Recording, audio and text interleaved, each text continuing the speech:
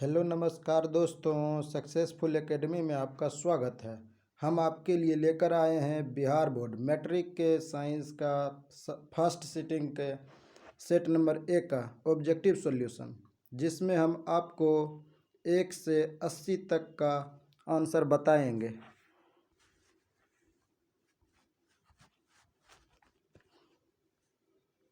Mendel ने अपने आनुवंशिकी प्रयोग हेतु किस पौधे का उपयोग किया? इसका ऑप्शन नंबर सी आंसर हो जाएगा मटर। किस प्रकार के श्वसन में अधिक ऊर्जा मुक्त होती है? इसका ऑप्शन नंबर ए हो जाएगा वायवीय श्वसन।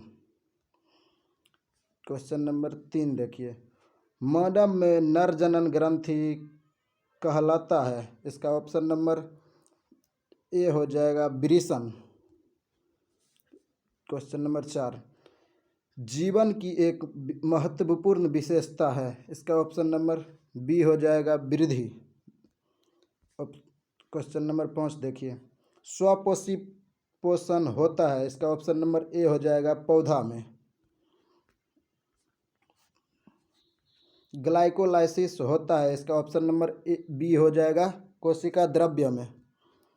क्वेश्चन नंबर 7 देखिए, तंत्रिका तंत्र की संरचनात्मक एवं कार्यात्मक इकाई को न्यूरॉन कहते हैं। इसका ऑप्शन नंबर ए हो जाएगा आंसर। क्वेश्चन नंबर 8 देखिए, कौन सा एंजाइम वसा पर क्रिया करती है? इसका ऑप्शन नंबर डी आंसर हो जाएगा लाइपेज। क्वेश्चन नंबर 9 देखिए, पौधा में जनन अंग कहाँ पाए जाते हैं? इसका ऑप्शन नंबर डी हो जाएगा पुष्प में। क्वेश्चन नंबर 10 देखिए, मस्तिष्क का कौन सा भाग संतुलन का अनुरक्षण करता है? इसका ऑप्शन नंबर बी हो जाएगा अनुमस्तिष्क। क्वेश्चन नंबर 11, किस पौधे में रंध्र अनुपस्थित रहते हैं? इसका ऑप्शन नंबर सी हो जाएगा नागफनी में। क्वेश्चन नंबर 12 देखिए, BS4 का संबंध है। इसका ऑप्शन नंबर सी हो जाएगा वायु प्रदूषण से। उसके बाद क्वेश्चन नंबर 13 देखिए, रक्त में ऑक्सीजन का वाहक कौन करता है? इसका ऑप्शन नंबर सी हो जाएगा हीमोग्लोबिन। उसके बाद निम्नलिखित में किसे बर्थ हार्मोन कहा जाता है? जिसे वृद्धि हार्मोन कहा जाता है उसे बर्थ हार्मोन कहा जाता है। इसका ऑप्शन नंबर बी हो जाएगा आंसर ऑक्सीटोसिन। बीज विकसित होता है। इसका ऑप्शन नंबर डी हो जाएगा बीजांड में। क्वेश्चन नंबर 16, ग्राहिनी भाग है। इसका ऑप्शन नंबर बी हो जाएगा छोटी आंत का। कॉपर्स ल्यूटियम से स्रावित हार्मोन कहलाता है। इसका ऑप्शन नंबर बी हो जाएगा प्रोजेस्टेरोन।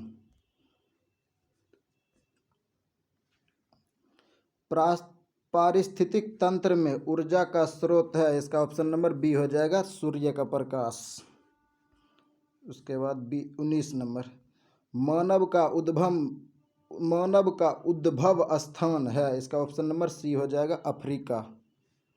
उसके बाद क्वेश्चन नंबर 20, निम्नलिखित में कौन लैंगिक जनन संचारित रोग है? इसका ऑप्शन नंबर डी हो जाएगा, देखिए सुजाक और एड्स दोनों है मानव जनन संचारित रोग।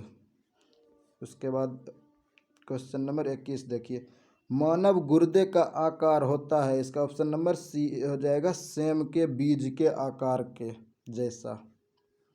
उसके बाद ऑप्शन नंबर 22 देखिए, क्वेश्चन नंबर 22 देखिए, किशोरावस्था में होने वाले शारीरिक परिवर्तन। देखिए किशोरावस्था में लड़का में टेस्टोस्टेरोन हार्मोन उत्पन्न होता है और लड़की में एस्ट्रोजन हार्मोन उत्पन्न होता है। इसका ऑप्शन नंबर डी आंसर हो जाएगा ए एंड बी दोनों। यौन परिपक्वता की अवधि को कहते हैं। ऑप्शन नंबर बी हो जाएगा यौवना आरंभ। उसके बाद ओजोन परत का ह्रास मुख्यतः किसके द्वारा होगा? इसका ऑप्शन नंबर सी हो जाएगा, CFC के द्वारा, क्लोरोफ्लोरोकार्बन के द्वारा। तालाब किस प्रकार का पारिस्थितिक तंत्र है? इसका ऑप्शन नंबर ए हो जाएगा, कृत्रिम।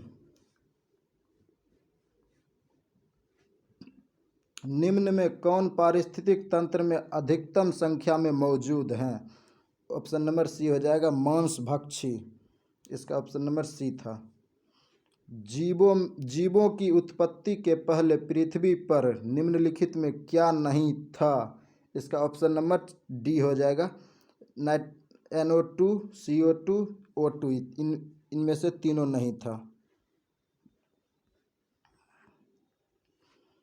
भारत में उत्पादित प्रत्यावर्ती विद्युत धारा की आवृत्ति होती है। इसका ऑप्शन नंबर डी हो जाएगा, 50 हर्ज। इसके बाद 1 माइक्रो एम्पियर विद्युत धारा होगा। इसका ऑप्शन नंबर बी हो जाएगा, 10⁻⁻6 एम्पियर।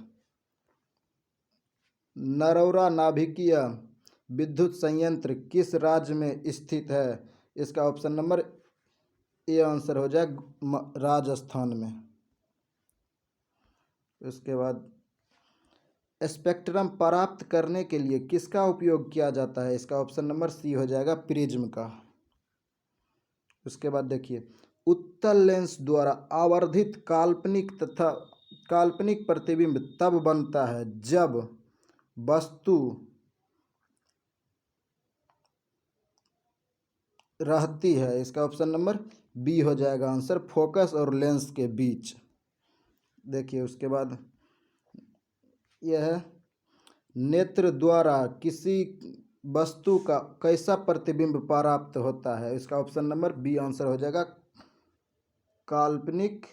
देखिए, अच्छा ये क्वेश्चन गलत हो गया। देखिए इसका, नेत्र द्वारा किसी वस्तु का कैसा प्रतिबिंब बनता है? इसका ऑप्शन नंबर डी आंसर हो जाएगा, वास्तविक, उल्टा तथा छोटा।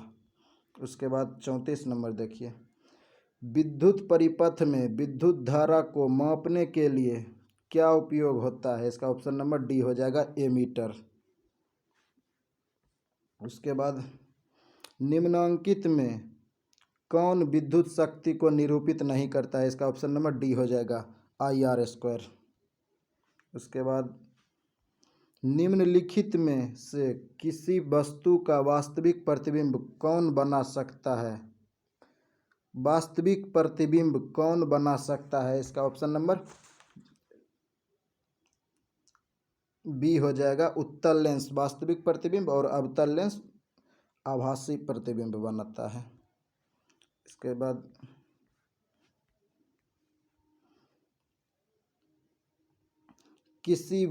किसी बिंदु वस्तु से निकलकर किरणें किसी लेंस से अपरिवर्तित होकर जिस बिंदु पर मिलती है उसे कहते हैं प्रतिबिंब बिंदु। उसके बाद ऑप्शन नंबर बी इसका आंसर था। देखिए, फोटोग्राफिक कैमरा का अभिदृश्यक लेंस होता है। इसका ऑप्शन नंबर बी, इसका ऑप्शन नंबर सी आंसर हो जाएगा, उत्तल लेंस। उसके बाद 39 नंबर क्वेश्चन,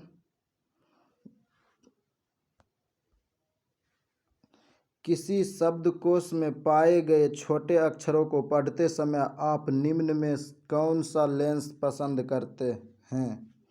इसका ऑप्शन नंबर डी आंसर हो जाएगा, 5 सेंटीमीटर फोकस दूरी का एक उत्तल लेंस। उसके बाद 40 नंबर क्वेश्चन है, किसी गोलीय दर्पण तथा किसी पतले गोलीय लेंस दोनों की फोकस दूरियां -15 सेंटीमीटर है। दर्पण तथा लेंस संभवतः है। इसका ऑप्शन नंबर बी आंसर हो जाएगा, दर्पण होगा उत्तल और लेंस होगा अवतल। इसका ऑप्शन नंबर बी आंसर था। उसके बाद देखिए 41, निम्नलिखित में कौन सा मात्रक वाट के बराबर होता है? इसका ऑप्शन नंबर ए आंसर हो जाएगा, जूल पर सेकेंड।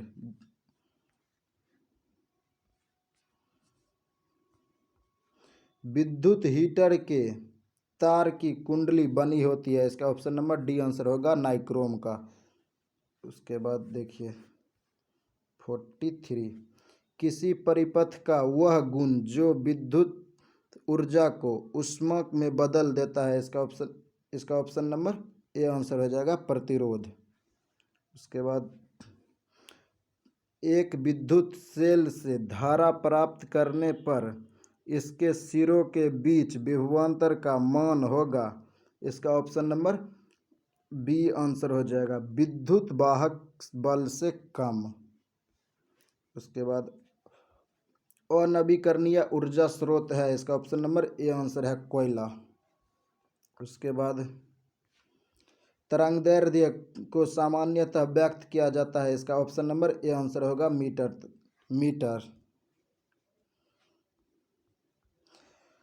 किसी चालक तार से प्रवाहित विद्युत धारा में गतिशील कण है? इसका ऑप्शन नंबर सी आंसर होगा इलेक्ट्रॉन।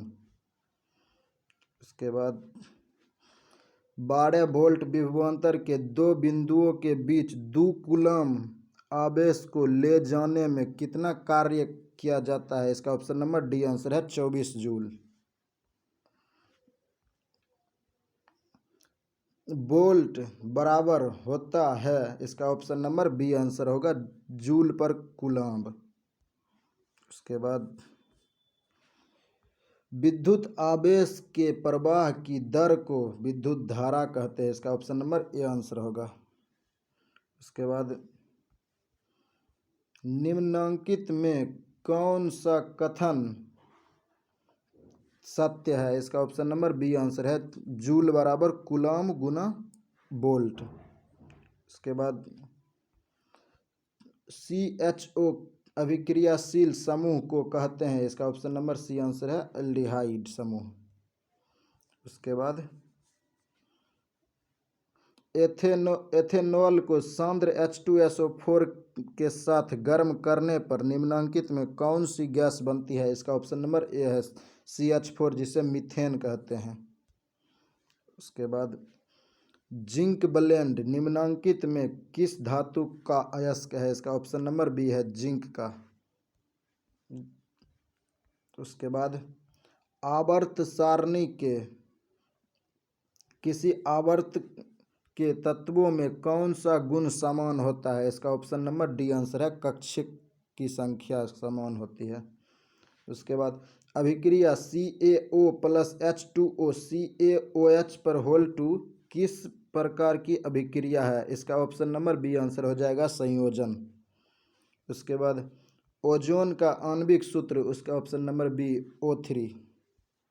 उसके बाद pH का कौन सा मान क्षारक विलयन को निरूपित करता है? इसका ऑप्शन नंबर सी आंसर होगा 13।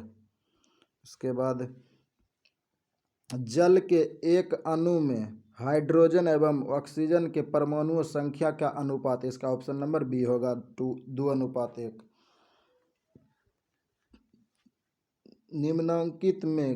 निम्नलिखित संकेतों द्वारा व्यक्त तत्वों में कौन सा धातु है? इसका ऑप्शन नंबर बी आंसर होगा। उसके बाद अम्लीय ऑक्साइड के विलयन का pH मान होगा? इसका ऑप्शन नंबर डी आंसर होगा 4। सबसे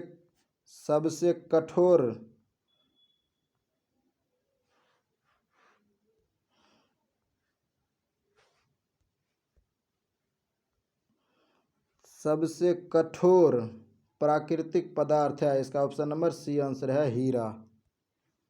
उसके बाद सिल्वर आयोडाइड का रंग कैसा होता है? इसका ऑप्शन नंबर ए आंसर होगा श्वेत। उसके बाद श्वसन किस प्रकार की रासायनिक अभिक्रिया है? इसका ऑप्शन नंबर बी आंसर होगा ऊष्माक्षेपी। उसके बाद जल में घुलनशील भस्म को? ऑप्शन नंबर बी इसका आंसर होगा क्षार। उसके बाद सोडा एस का रासायनिक सूत्र होगा? इसका ऑप्शन नंबर बी आंसर होगा Na2CO3। उसके बाद निम्नलिखित में कौन विजातीय यौगिक है? इसका ऑप्शन नंबर बी होगा प्लास्टर ऑफ पेरिस। उसके बाद बेकिंग सोडा का रासायनिक सूत्र है? इसका ऑप्शन नंबर डी आंसर होगा NaHCO3। उसके बाद निम्नलिखित में कौन संक्षारक अम्ल है? इसका ऑप्शन नंबर बी आंसर होगा सल्फ्यूरिक अम्ल। उसके बाद मिल्क ऑफ मैग्नीशिया का पीएच मान होता है, इसका ऑप्शन नंबर डी आंसर होगा 10.5। सल्फर के संयोजी सेल में इलेक्ट्रॉनों की संख्या, इसका ऑप्शन नंबर डी आंसर होगा 6। उसके बाद निम्नलिखित तत्वों में किसकी आयनन ऊर्जा अधिकतम होती है? इसका ऑप्शन नंबर बी आंसर होगा फ्लोरीन का। उसके बाद